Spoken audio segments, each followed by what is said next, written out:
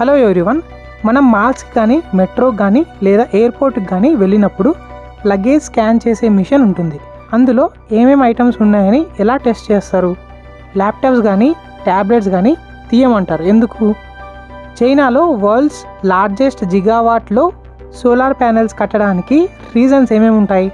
ఇవన్నీ ఇప్పుడు ఈ వీడియోలో చూద్దాం. ఎప్పుడైతే ఆ లగేజ్ని నువ్వు స్కానర్లో పెడతావో హై ఎనర్జీ ఎక్స్రేస్ నీ బ్యాగ్ లగేజ్ మీద ఎమిట్ అవుతాయి. లగేజ్లో ఉన్న డిఫరెంట్ మెటీరియల్స్ ఆ ఎక్స్రేస్ని అబ్జర్వ్ చేసుకుంటాయి. కానీ ఈ అబ్జర్వ్ చేసుకునే కెపాసిటీ మెటీరియల్స్ బట్టి మారుతుంది. ఒకవేళ మెటల్స్ అయితే ఎక్కువ ఎక్స్రేస్ అబ్జర్వ్ చేసుకుంటాయి, అదే ప్లాస్టిక్స్, క్లాతింగ్ కానీ తక్కువ అబ్జర్వ్ చేసుకుంటాయి.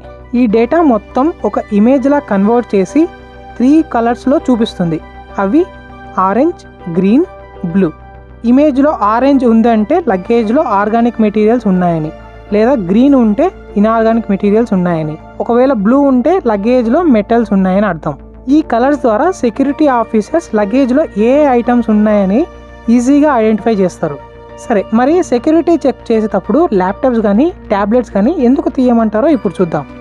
ల్యాప్టాప్ ఇంటర్నల్ స్ట్రక్చర్ చాలా కాంప్లెక్స్గా ఉంటుంది. బికాస్ ఇందులో ఉన్న components like metal parts, lithium battery, circuit boards ఎక్కువ ఎక్స్రేస్ అబ్జర్వ్ చేసుకుంటాయి. సో ఎక్కువ అబ్జర్వ్ చేసుకోవడం వల్ల ఇమేజ్ అంత క్లారిటీ ఉండదు అండ్ ఇన్స్పెక్షన్ కూడా చాలా కష్టంగా ఉంటుంది. ఆల్సో ఒకవేళ ల్యాప్టాప్ కింద ఏమైనా డేంజరస్ ఐటమ్స్ ఉన్న ఇమేజ్లో ఇన్స్పెక్షన్ చేయడానికి చాలా కష్టంగా ఉంటుంది. అందుకనే సెక్యూరిటీ ఆఫీసర్స్ ల్యాప్టాప్స్ కానీ ట్యాబ్లెట్స్ కానీ లగేజ్ బ్యాగ్ నుంచి తీయమంటారు. చైనాలో హండ్రెడ్స్ ఆఫ్ బుల్డోజర్స్ వేగంగా పనిచేస్తున్నాయి. ఎందుకంటే చైనాలో వరల్డ్స్ లార్జెస్ట్ జిగావాట్లో ఫోటోవోల్టాయిక్ బేస్ కడుతుంది. దీని టోటల్ ఇన్వెస్ట్మెంట్ సుమారు $11 బిలియన్ ఉంటుంది అండ్ ఇందులో నుంచి జనరేట్ అయ్యే పవర్ 450 మిలియన్ కిలోవాట్స్. దీన్ని మన భాషలో చెప్పాలంటే మన నాగార్జున సాగర్ డ్యామ్ ఉంది కదా, దాంతో కంపేర్ చేస్తే సుమారు ఒక 500 రెట్లు ఎక్కువ ఉంటుంది. మరి చైనా ఇంత ఇన్వెస్ట్మెంట్తో ఇంత పెద్ద ప్రాజెక్ట్ కట్టేకి మెయిన్గా 2 రీజన్స్ ఉన్నాయి. First one energy security and second one environment protection. చైనాలో 70% ఎలక్ట్రిసిటీ కోల్ నుంచే వస్తుంది. ఈ 70% ఎలక్ట్రిసిటీని జనరేట్ చేసే కోల్ని సేవ్ చేసేందుకు చైనాలో ఉండే డెజర్ట్లో కేవలం 1% యూజ్ చేసి ఈ ప్రాజెక్ట్ కంప్లీట్ చేస్తే సరిపోతుంది. చాలా కోల్ సేవ్ అవుతుంది.